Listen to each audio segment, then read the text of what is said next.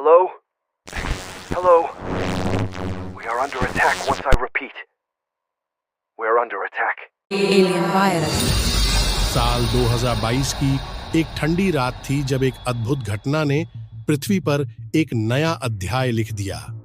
यह घटना न केवल विज्ञान की परिभाषा को बदलने वाली थी, बल्कि पूरी मानवता के अस्तित्व को खतरे में डालने वाली थी। 25 दिसंबर 2022 की रात आर्कटिक सागर के ऊपर एक अजीब सी चमक दिखाई दी।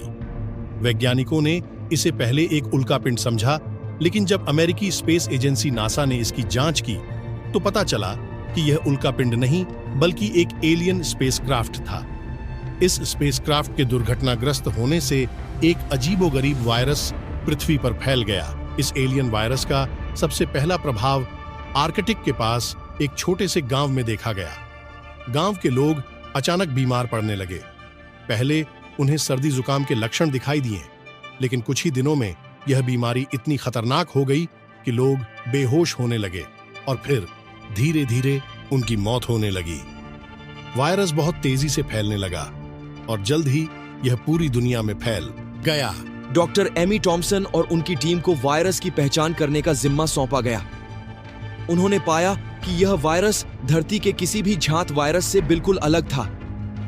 इसका डीएनए बहुत ही जटिल था और इसमें तेजी से म्यूटेशन करने की क्षमता थी। इससे वायरस को रोकना लगभग असंभव था। जैसे जैसे वायरस का प्रभाव बढ़ता गया, देशों ने अपने अपने सीमाओं को बंद करना शुरू कर दिया। व्यापार बंद हो गए, स्कूल और कॉलेजों को बंद कर दिया गया और लोग अपने घरों में कैद हो गए। विश्व स्वास्थ्य संगठन WHO ने इसे महामारी घोषित कर दिया।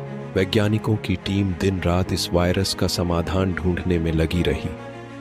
कई महीनों के संघर्ष के बाद डॉक्टर एमी की टीम ने एक एंटीवायरल दवा विकसित की जो इस वायरस को नियंत्रित कर सकती थी। इस दवा को पहले कुछ गांवों में परीक्षण के तौर पर इस्तेमाल किया गया और सकारात्मक परिणाम मिले। दवा के व्यापक वितरण के बाद वायरस का प्रभाव धीरे धीरे कम होने लगा और दुनिया ने राहत की सांस ली। लेकिन इस घटना ने हमें यह सिखाया कि मानवता को हमेशा तैयार रहना चाहिए। यह घटना इस बात की गवाही देती है कि ब्रह्मांड में न जाने कितने रहस्य छिपे हैं और हमें उनसे निपटने के लिए हमेशा सतर्क रहना होगा। यह कहानी एक चेतावनी है कि विज्ञान और तकनीक के इस युग में भी हम कभी भी प्रकृति और ब्रह्मांड की अनदेखी शक्तियों से सुरक्षित नहीं हैं। हमें अपनी जिज्ञासा को जीवित रखना होगा और हमेशा सतर्क रहना होगा, क्योंकि अगली बार शायद हमारे पास इतना समय न हो।